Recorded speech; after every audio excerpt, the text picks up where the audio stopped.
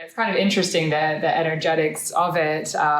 This is pretty common that, if you say like, oh yeah, what's your like dirtiest sex fantasy? And then what's your biggest sex fear? And they're often like pretty much the same thing, but it's about like the context of the situation. Like, do you have theories or observations around like why that is such a common desire when it's also such a common fear? Yeah, I've got some ideas. We're getting deeper into psychology. I hope that's okay. Yeah. I feel like, our society is not very healthy when it comes to attitudes towards sexuality. And most of us from a young age need to suppress our desires and our fantasies and our body's impulses. We have to suppress our body's impulses in order to fit into society and school.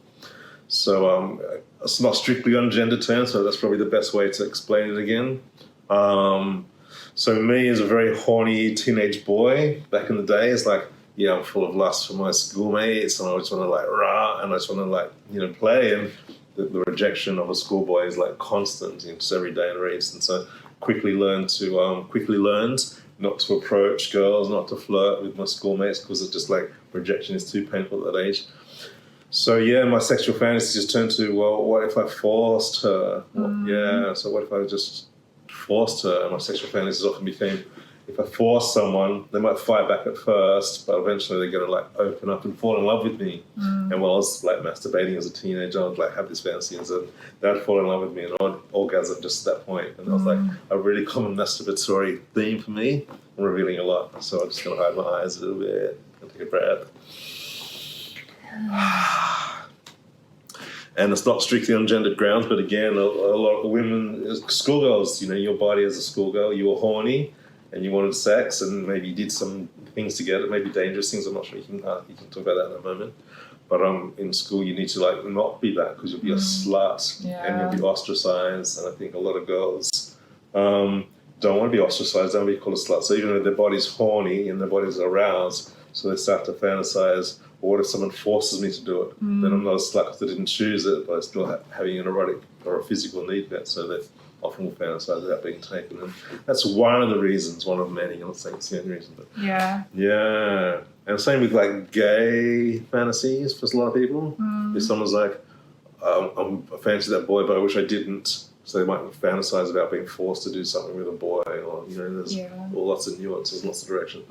But I think we have an unhealthy society, unhealthy attitudes towards sex. I think that just causes fantasies. Yeah, it's a lot of interesting theories around that kind of stuff. I think the important thing is around like getting rid of the shame around it, because the more we repress and feel shame around the fantasies that we have, and the more that we think that it's like wrong and dirty, then they kind of get more powerful and take over more and more, versus like having a healthy outlet and being like, I quite like to be ravished and taken, so I'm just going to like let myself enjoy that. The more that you kind of suppress that and try to avoid admitting it and exploring it, then the more it kind of festers and can get to more extremes, I think, as well.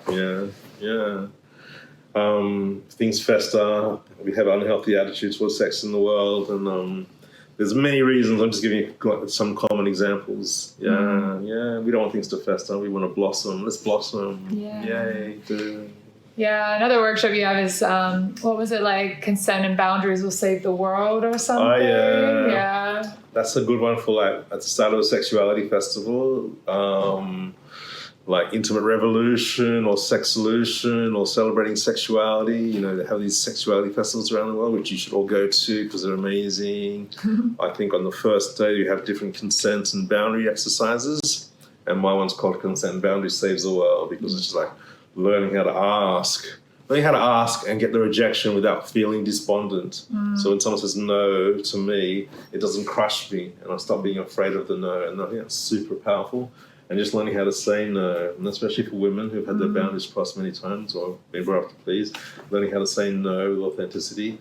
And I think it does save the world. It saves that one person's world, because that person's life is transformed after that. So I think, and I think it's it starts in the bedroom and being really obvious in sexual situations where we have this problem, but then it kind of weaves out into the rest of our lives if we can't say no to the things that we don't want. We can't say yes to the things that we want. So I would say like, the stuff that is showing up in the bedroom and the stuff that we struggle with in the bedroom, it's not just about the bedroom. And people then will kind of give it less importance, I think, because they're like, oh, well, it's just a sex thing and maybe I just avoid sex or don't do it. But it's like, actually, this is probably playing out in your life a lot too. And I know like since I had to go through a lot of work with my boundaries, I would always freeze up and not be able to say no and all that typical kind of stuff as well. And the more that I learned to be more confident and fluid with saying yes and no and being able to like speak my boundaries, and the more that just showed up in my whole life and being able to like set boundaries with housemates and friends and family and your boss if you've got a job. Yeah.